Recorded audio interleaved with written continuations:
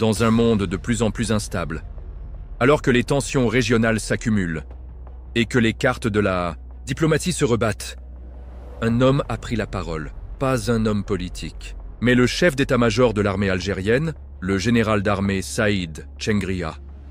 Et ce qu'il a dit, c'est tout, sauf anodin. Dans une cérémonie de passation de commandement à la gendarmerie nationale, le général a prononcé un discours, un message direct, une mise en garde, une alerte. Il a dénoncé des manœuvres, des campagnes hostiles, des tentatives de diviser le peuple et ses institutions. Et surtout, une chose, des forces étrangères qui, selon lui, n'ont jamais accepté l'indépendance de l'Algérie. Mais qui visent-ils exactement ? Le message n'est pas clair, et c'est voulu. Car derrière ces mots, il y a des tensions. Bien réelles. Prenons un exemple concret. Il y a quelques jours, la France a expulsé 12 diplomates algériens. 12, un geste rare, un signal fort, et l'Algérie n'a pas tardé à réagir, en parlant de mesures de réciprocité. Alors, non, ce discours de Chengria, ce n'est pas une coïncidence. C'est une réponse, mais ce n'est pas tout. Depuis plusieurs mois, l'Algérie revoit sa stratégie. Elle modernise son armée, elle signe de nouveaux accords, et elle regarde vers l'Est. En février 2025, le général Chengria s'est envolé pour l'Inde. Au programme, coopération militaire, partage d'expertise, projet conjoint dans l'armement.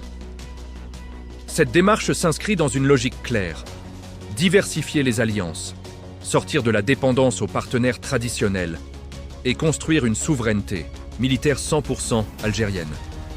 L'armée algérienne ne se contente plus de défendre ses frontières. Elle pense stratégie, influence, projection comme la Turquie, comme l'Égypte. Elle comprend que la puissance passe aussi par la diplomatie militaire. Mais revenons à l'essentiel. Ce que dit Chengria, c'est qu'il y a des lignes rouges, et la plus sacrée de ces lignes, c'est l'indépendance nationale.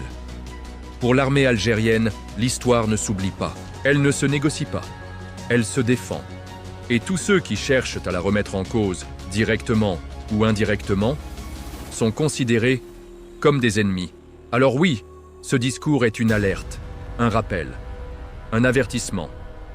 L'Algérie n'est pas une proie facile. Et son armée est prête, mobilisée, lucide.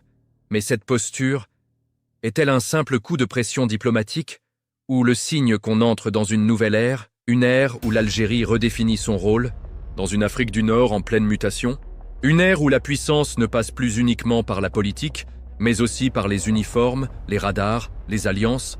Une chose est sûre, l'Algérie ne veut plus subir l'histoire.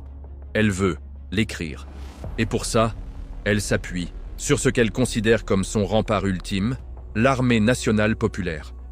Et vous, que pensez-vous de ce message? Est-ce un virage stratégique, une réaction à chaud, ou le début d'un nouveau chapitre? Partagez vos idées en commentaire. Abonnez-vous si ce n'est pas déjà fait. Et on se retrouve très bientôt pour un nouveau décryptage.